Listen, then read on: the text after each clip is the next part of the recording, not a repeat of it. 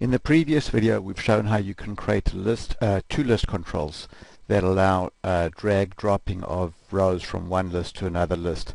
However, the example that we displayed works great with the mouse, but doesn't work on a touch device because of differences in the way the mobile devices handle the up event. On a mobile device, at least on iOS, the up event fires on the element that initiated the down event, not on the element on which you actually led up. So as a result of that, the examples that we've shown in the previous video won't work on a mobile device. So in this video, we're going to show how the previous example can be modified to take into account the changes for the way the up event operates on a mobile device. And so we've rewritten the JavaScript slightly over here, and as a result of the rewrite, we now can also support reordering of items within a list. So you can see if I tap and hold, I can move items between the lists.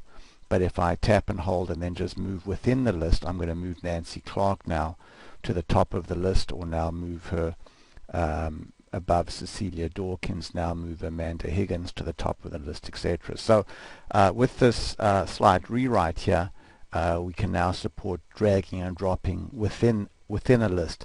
So if we go back to design mode now, we'll see that the key difference now is that instead of binding an up event as we previously did, we've just basically added a handler for the abstract down event, and inside the on drag end event we've added additional code here to determine what element the user led up on.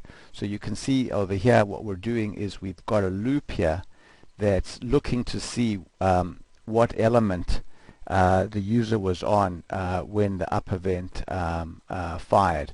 So you can see that we're going to continue looping until the element ID is not document.body.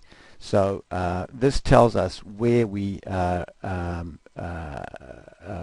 released the drag or stopped dragging. So this is telling us if we stop dragging on list number 1 or whether we stop dragging on list number 2. So if we stop dragging on list number 1, then we're basically doing a move within an existing list, and otherwise if we stop dragging on list number 2, then we're moving an item from one list to another list. So basically the concept is largely the same as was explained in the previous video, but the slight difference here is that in the on end event here, basically we're determining what list the user was on when they stopped dragging.